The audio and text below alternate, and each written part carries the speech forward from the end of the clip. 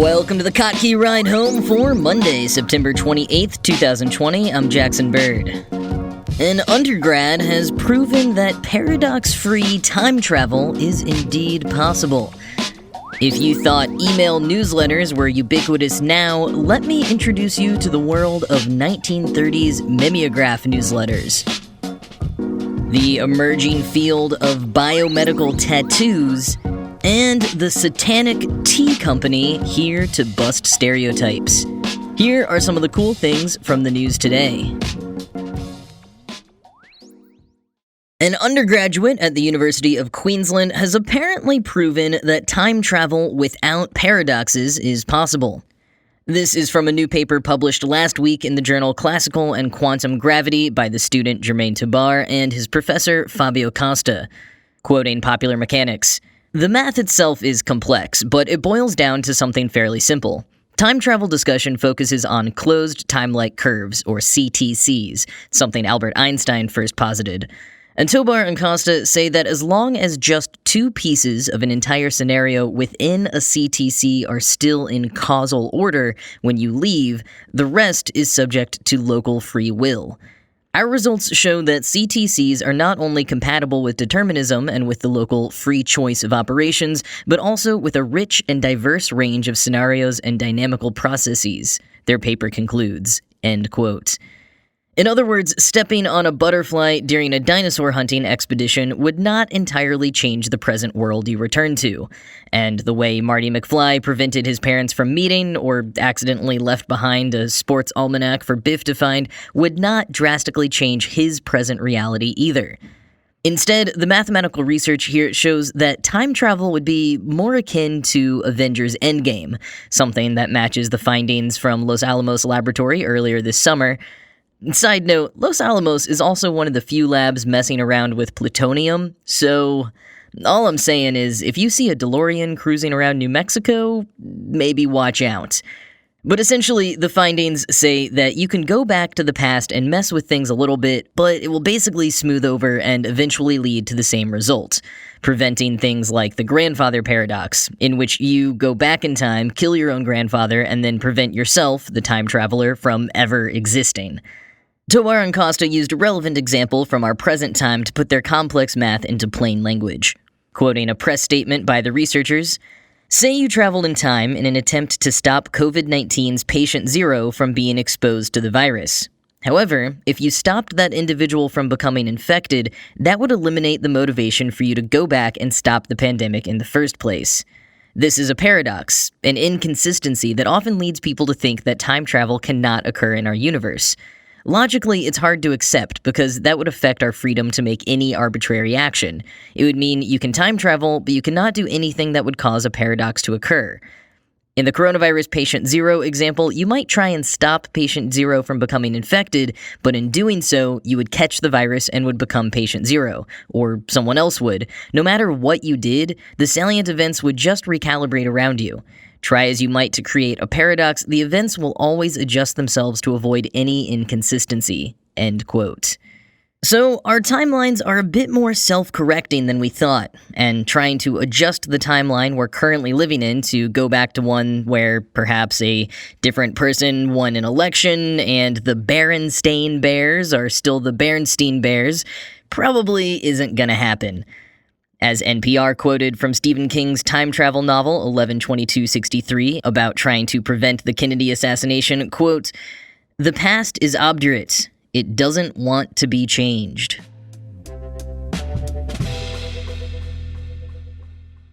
Remember when everyone you knew was starting a podcast? Well, I guess that's actually still happening a bit, but in some ways it's been eclipsed by everyone starting a newsletter. Almost every writer, journalist, general internet creator, or personality I know of has a tiny letter or Substack these days. Jason Kottke and I talked about this phenomena a little bit on the weekend bonus episode of this show on September 19th, which you should absolutely go listen to if you haven't yet. We discussed how email newsletters are perhaps the closest current analog of personal expression to what blogs once were. In fact, Ann Friedman, author, co-host of the podcast Call Your Girlfriend, and writer of the Ann Friedman weekly newsletter, told Vanity Fair last year that around 2013, when personal newsletters really started taking off again, that starting one was, quote, fully recognized as what you do because you don't blog anymore, end quote. And it certainly solves the issue of how do I read your blog that Jason mentioned he's heard from newer potential readers who skipped over the blogging and RSS feed days. Just send your blog straight to people's inboxes. Now, so many people have their own email newsletters that Vanity Fair and others have declared were at peak newsletter. Even though Rusty Foster, the creator of one of my personal favorite now defunct newsletters, Today in Tabs, has said, quote, peak newsletter has been happening continuously since like 1986, end quote. And Wired says peak newsletter goes even further back. And their lead for the story on that is eerily accurate to our times. Quote, by the time Claude Cockburn resigned from his post as foreign correspondent for the Times of London, he'd grown sick of the newspaper's conservative streak. But even as a freelancer, he continued to struggle with what he saw as the media's complacency toward the rise of ultra-nationalist movements around the world. So he tried a new approach. He'd start a newsletter and make himself a brand. Cockburn's first issue went out to subscribers in March 1933, end quote. Wired points to two key reasons that hordes of journalists followed in Cockburn's footsteps in the decades to come and went to independent sources of publication, both of which are relevant to today's newsletter trend as well. Accessibility of new technology, and a lack of confidence in the news media.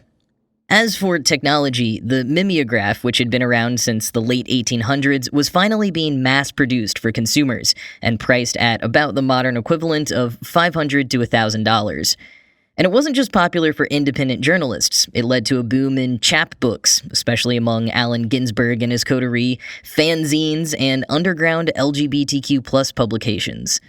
Like the internet and social media for us now, the mainstream accessibility of this technology enabled niche and minority populations to communicate with one another and share their stories when no major media streams would dare to do so. And it was that homogeneity of the major news publications that also led many journalists to part ways with their employers and start up shop as independent journalists. Quoting Wired, at the time, public trust in mainstream media was wavering. Newspapers were making good money, but they were also increasingly turning into a monopoly.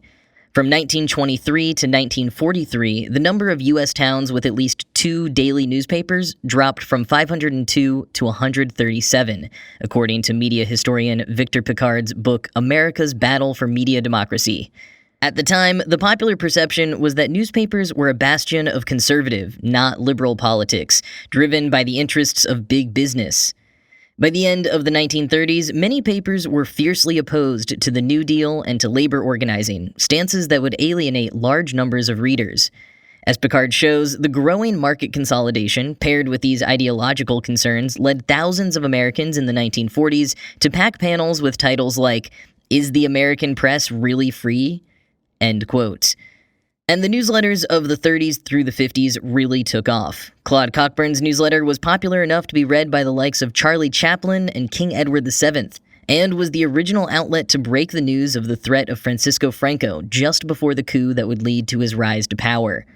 Journalist George Seldes published what was probably the most popular newsletter of the day, reaching over 176,000 people at its peak, including Eleanor Roosevelt, Harry Truman, and a large number of sitting senators.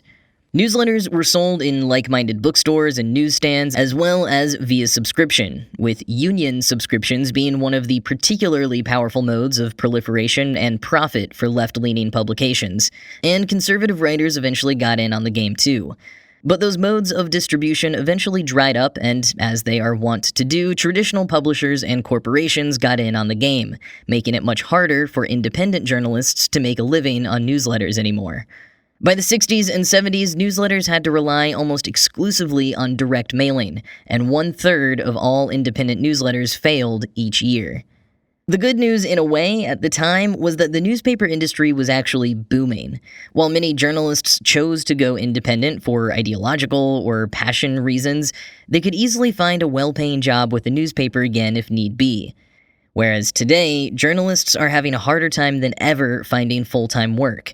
Many have turned to newsletters as side hustles to try to pay the bills. Meanwhile, corporations are already flooding the email newsletter market and picking off talented newsletter writers for their own, perhaps signaling the impending end of this iteration of the newsletter boom. Just as the past is apparently unchangeable in any consequential ways, so too does it repeat itself with broad strokes in perpetuity.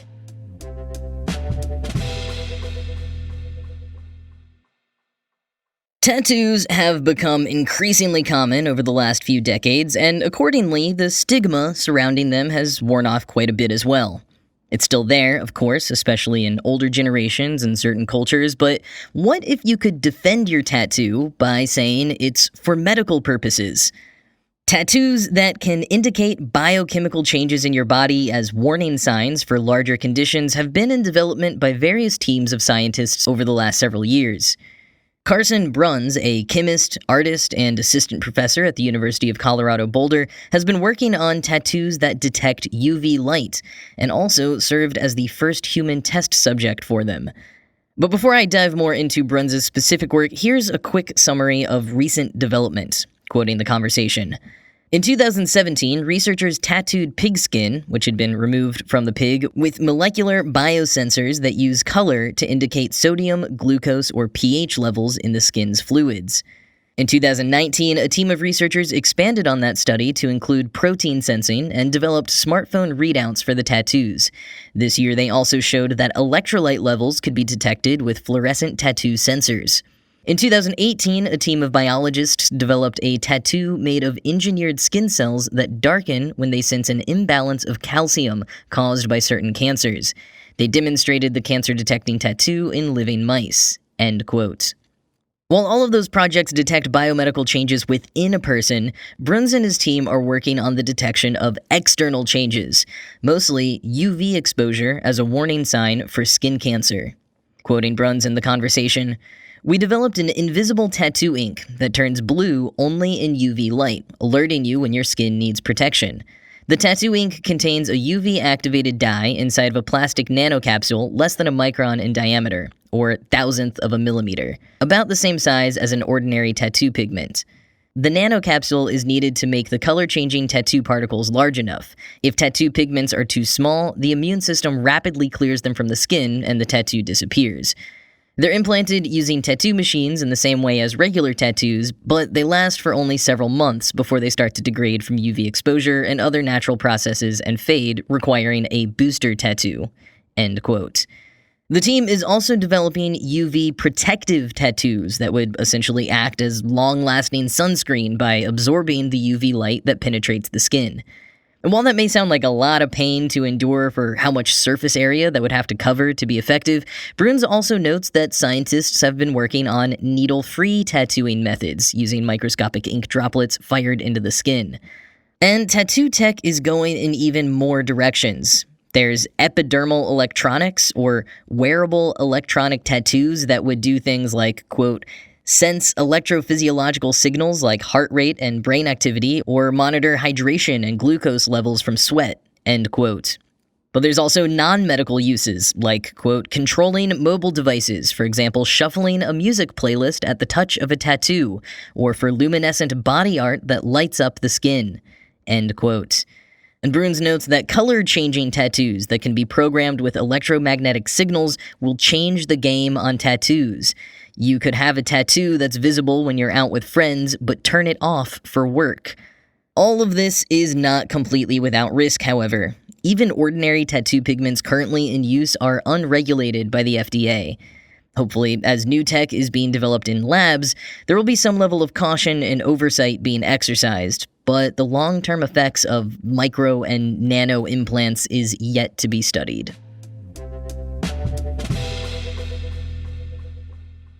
If you ever got a craving for a cup of tea, but just felt it wasn't hardcore enough for your personal brand, Pitch Black North is here to help.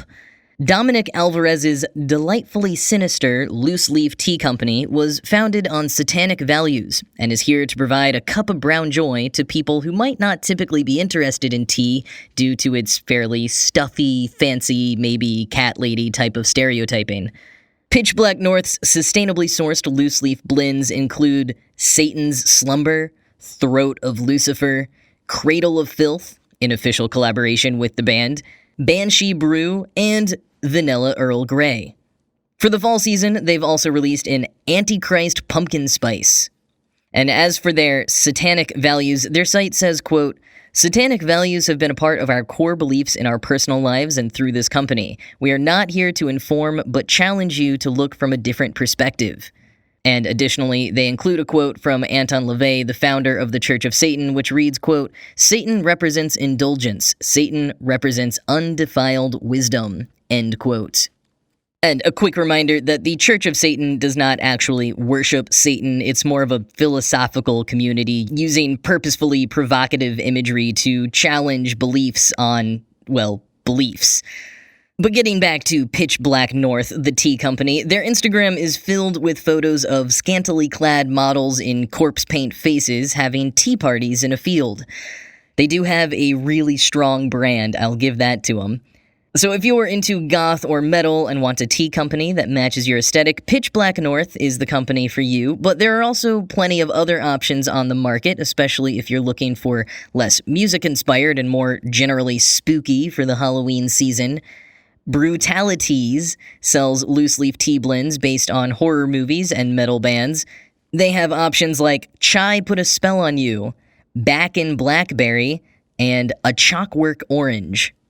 And if coffee is more your vibe, I would like to recommend the #1 most frequently targeted ad for me, Bones Coffee Company. Now, admittedly, I still haven't tried them, but they are a small batch roaster with really great art design, and their roasts include Jack-o'-lantern, Frankenbones, and a Rest in Peace decaf. So if you're looking to get spooky with your caffeine this season, there are a few recommendations for tea or coffee that are as dark as your soul.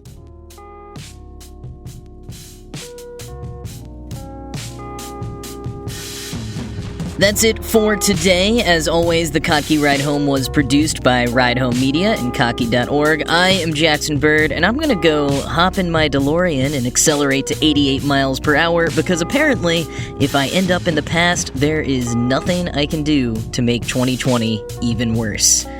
I hope you all had a great weekend. I'll talk to you again tomorrow.